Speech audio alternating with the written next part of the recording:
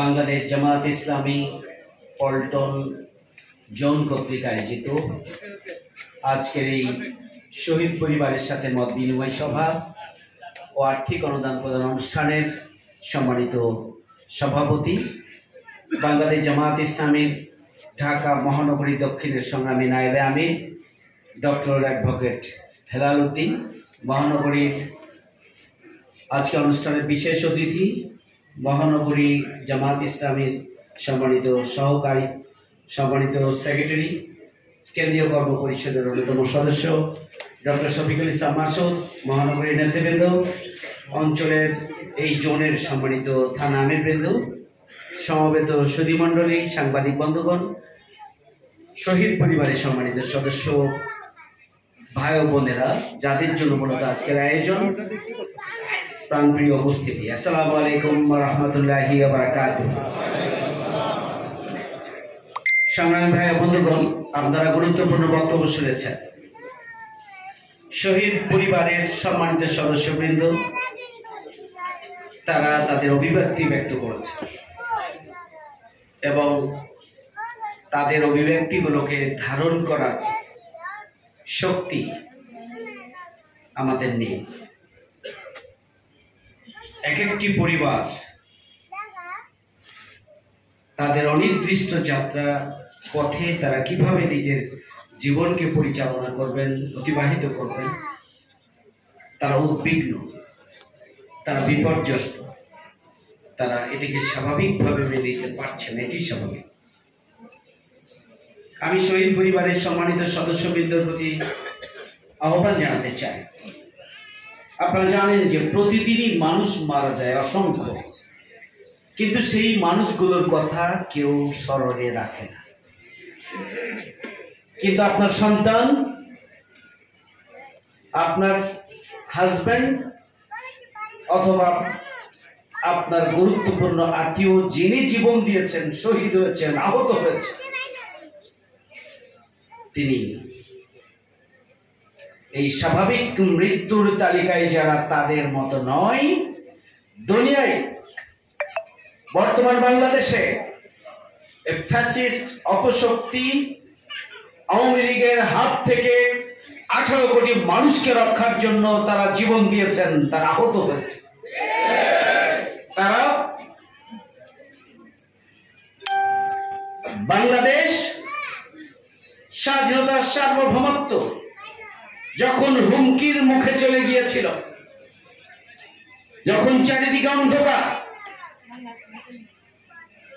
এবং স্বাধীন মতো কথা বলার অধিকার ছিল, মত প্রকাশের অধিকার ছিল না, দ্রব্যমূল্যের ঊর্ধ্বগতি, নাভিসার, দুর্নীতি, অনিয়ম, অনাচার, অবিচার, লুটপাট, দখলদারিত্ব, ব্যাংক লুট করা সহ বাংলাদেশকে একটা অস্থিতিশীল পরিস্থিতির মধ্য দিয়ে যখন সবাই চারিদিকে হতাশার অতল গহ্বরে নিমজ্জিত হয়েছিল, ঠিক সেই সময় এদেশের ছাত্র সমাজের নেতৃত্বে আন্দোলনের সূচনা হয়েছে। এদেশের আপামর ছাত্র জনতা সেই আন্দোলনের সাথে সম্পৃক্ত হয়ে এদেশের স্বাধীনতার সার্বভৌমত্বকে সংরক্ষণের জন্য তারা জীবন দিয়েছে। এর চাইতে বড় পাওয়া তো আর কিছু হতে পারে না। সুতরাং বাংলাদেশের ইতিহাসে শুধু নয়, পৃথিবীর ইতিহাসে তাদের ঐতিহাসিক গৌরব গাথা, ত্যাগ এবং কোরবানির ঘটনা সেটি লিপিবদ্ধ থাকবে এবং জাতি প্রত্যেক বছরে স্মরণ করবে। শুধু নয়, প্রতিটি মুহূর্তে আপনার সন্তানের জন্য, আপনার হাজবেন্ডের জন্য দোয়া করছে। অন্যদিকে আল্লাহ রাব্বুল আলামিনের কাছে দুনিয়া একদিকে, আপনারা আপনাদের পরিবারের সদস্য, আপনারা গর্বিত শহীদ পরিবারের সদস্য, এবং আপনার যিনি জীবন দিয়েছেন তিনি দুনিয়ার মানুষের কাছে স্বাধীনতার যোদ্ধা হিসাবে, বীর হিসাবে, দেশের শ্রেষ্ঠ সন্তান হিসাবে দ্বিতীয়বারের স্বাধীনতা যুদ্ধে অংশগ্রহণকারী হিসাবে মর্যাদা প্রাপ্ত তারা।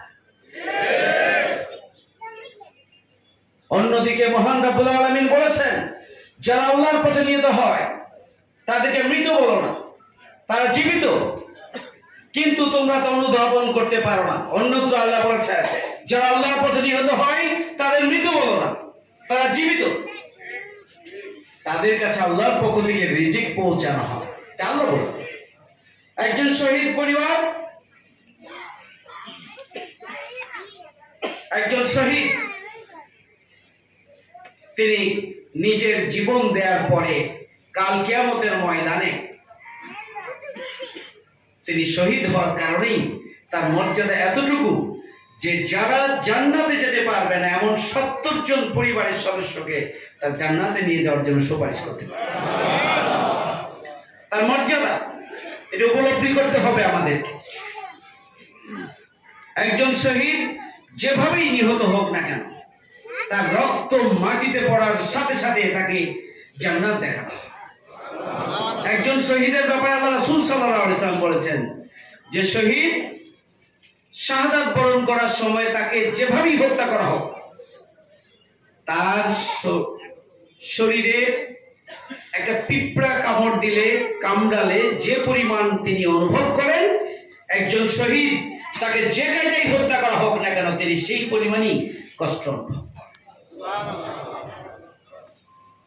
সুতরাং আজকে যারা জীবন দিয়েছে শহীদ পরিবারের কাছে বিনয়ের সাথে অনুরোধ করতে চায় যে তারা শুধু দুনিয়ার মানুষের কাছেই মর্যাদাবান নয়, দুনিয়ায় শ্রেষ্ঠ বীর নয়, বরং নিজেদের অধিকার আদায়ের জন্য, দেশপ্রেমে উজ্জীবিত হয়ে দেশকে মুক্তির জন্য, সত্য এবং সুন্দরের জন্য যারা জীবন দেয় তারা শহীদ।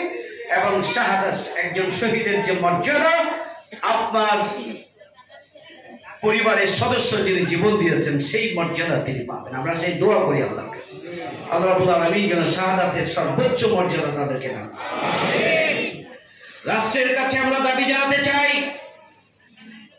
আমরা বারবার বলে আসছি, শহীদ আহত তাদের তালিকা, পূর্ণাঙ্গ তালিকা প্রকাশ করতে হবে।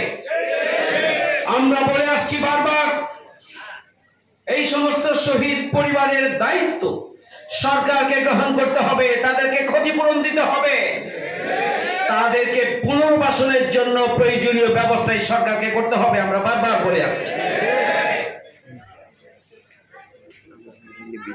আমরা সরকারের কাছে দাবি জানিয়েছিলাম, এই গণহত্যাকারী ফ্যাসিস্ট আওয়ামী লীগের শেখ হাসিনা সহ তার দোসরদেরকে গণহত্যার দায়ে আন্তর্জাতিক আদালতে জাতিসংঘের তত্ত্বাবধানে বিচারের ব্যবস্থা গ্রহণ করতে হবে। আমরা বলেছি তাদেরকে সরকারের যে আইন রয়েছে প্রয়োজনে সে আইন সংস্কার করে হলেও তাদের বিচারের ব্যবস্থা গ্রহণ করতে হবে। ইতিমধ্যে বর্তমান সরকার ট্রাইব্যুনালে তাদের বিচার করবেন সেটি ঘোষণা দিয়েছে। শুধুমাত্র এবারের গণ আন্দোলনে যারা জীবন দিয়েছেন, আহত হয়েছেন, শুধুমাত্র এই ঘটনার বিচার নয়, ইতিমধ্যেই আপনারা শুনেছেন এই সরকার আওয়ামী লীগ এই 16 বছরে গুম, খুন, রাহাজানি, হত্যা, লুণ্ঠন, চাঁদাবাজি, ব্যাংক সহ দুর্নীতি সহ যত অঘটন ঘটিয়েছেন, মানুষের অধিকার নষ্ট করেছেন, প্রতিটি ঘটনার পুঙ্খানুপুঙ্খ রূপে তদন্ত করে তা বিচারের আওতায় আনতে হবে। 1913 সালের 5 মে শাপলা চত্বরে, 2013 সালে শাপলা চত্বরে আলেম ওলামাদের হেফাজতে ইসলামের নামে যে সমাবেশ ছিল সেখানে গণহত্যা চালানো হয়েছিল, তার বিচার করতে হবে। পিলখানা হত্যাকাণ্ডের পুনঃ তদন্ত করে হত্যাকাণ্ডের পিছনে শক্তি শেখ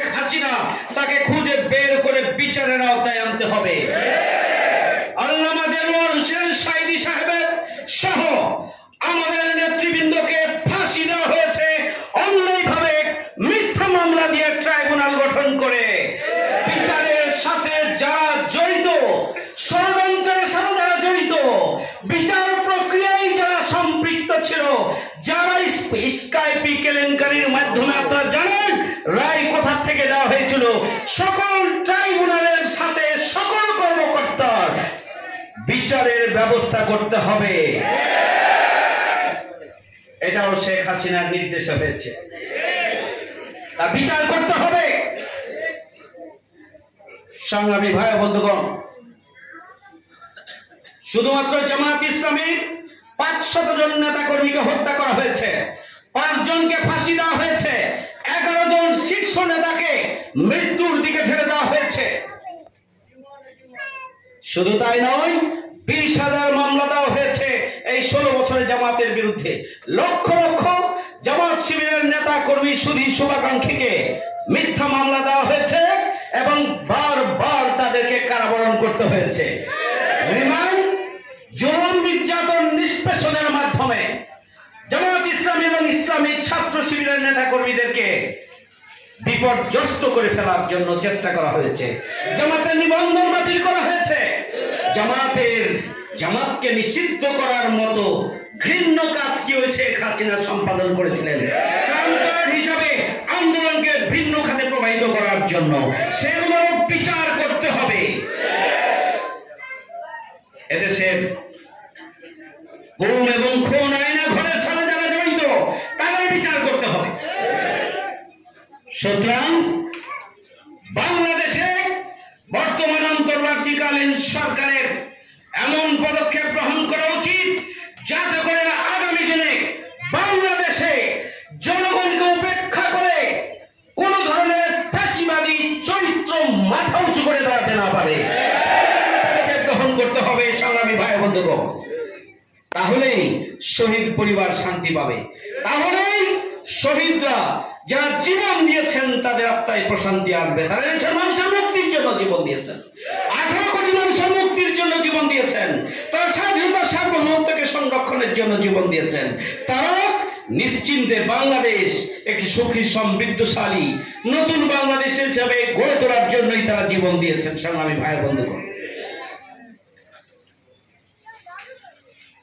বাংলাদেশ জামাত ইসলামী একটি দায়িত্বশীল সংগঠন হিসাবে আপনারা দেখেছেন প্রথম দিন থেকেই স্বাস্থ্য সেবা নিশ্চিত করার জন্য আমাদের নেতা কর্মীরা বিভিন্ন জায়গায় তারা ভূমিকা পালন করেছে। পাশাপাশি আপনারা নিশ্চয় খেয়াল করেছেন 5ই আগস্টের পর থেকে আমির জামাতের পক্ষ থেকে শহীদ পরিবারের কাছে দাঁড়ানোর জন্য, পাশে দাঁড়ানোর জন্য নির্দেশনা দেওয়া হয়েছিল এবং আমরা গোটা বাংলাদেশে সেই নির্দেশনা আমরা পালন করে চলেছি। প্রত্যেকটি শহীদ পরিবারকে জামাত ইসলামীর বাংলাদেশের পক্ষ থেকে 2 লক্ষ করে টাকা প্রদানের কর্মসূচি আমরা বাস্তবায়ন করছি। আহত এবং চিকিৎসার জন্য আমরা আমাদের সামর্থ্যের সবটুকু দিয়ে আমরা মানুষের পাশে, আহত, ক্ষতিগ্রস্ত, বিপর্যস্ত যারা এই আন্দোলনে, তাদের পাশে আমরা দাঁড়িয়েছি এবং তাদেরকে তাদের সেবা, বিশেষ করে চিকিৎসা সেবা নিশ্চিত করার জন্য আমরা ভূমিকা পালন করছি। এটি সংগঠনের নির্দেশ। আমরা সরকারের কাছে দাবি জানিয়ে বসে নেই। সরকারের কাছে দাবি জানানোর পাশাপাশি আমরা আমাদের সংগঠনের পক্ষ থেকে মানুষের প্রতি, মানবতার প্রতি আমাদের দায়বদ্ধতার জায়গা থেকে আমরা মানুষের পাশে দাঁড়ানোর জন্যই শহীদ পরিবারগুলোর পাশে আমরা দাঁড়িয়েছি।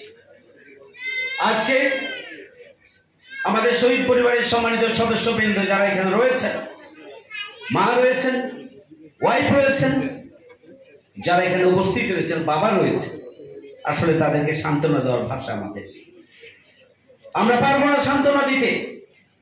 আমরা আল্লাহর কাছে সাহায্য চাই, আল্লাহ রাব্বুল আলামিন যেন এই পরিবারগুলোর অভিভাবক হয়ে যায়।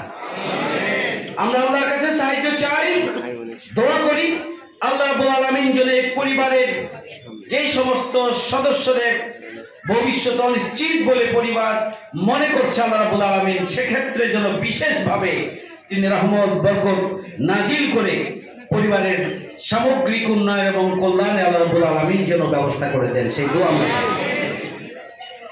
আমরা শহীদ পরিবারকে এতটুকু বলতে চাই যে জামাত ইসলামী বাংলাদেশের পক্ষ থেকে ইনশাআল্লাহ আমরা আপনাদের ছোট্ট বাচ্চা যাদের ভবিষ্যৎ অনিশ্চিত, যাদের মাথা গোঁজার কোনো ঠাঁই নেই, আমরা ইনশাআল্লাহ ঢাকা মহানগরী দক্ষিণের উদ্যোগে আমরা আপনাদের পাশে, আজকে আমরা যা এককালীন আপনাদের হাতে দেব, এরপরও আপনাদের এই সমস্ত প্রয়োজন পূরণে আমরা সার্বিকভাবে আপনাদের পাশে থাকবো ইনশাআল্লাহ। সংগ্রামী ভাই বন্ধুগণ, আপনারা জানেন যে বাংলাদেশের 5ই আগস্টের ঐতিহাসিক গণবিপ্লবের পরে এই বিপ্লবকে, এর অর্জনকে নস্যাৎ করে দেওয়ার জন্য বহুমুখী ষড়যন্ত্র হয়েছে। আমাদেরকে সজাগ এবং সচেতন থাকতে হবে। আমরা জনগণের জান এবং মালের নিশ্চয়তার জন্য আইন শৃঙ্খলা বাহিনীর ভূমিকার পাশাপাশি আমরা নিজেরাও সজাগ সচেতন থেকে আমরা পাশে থাকতে চাই। আমরা একটি সুখী সমৃদ্ধ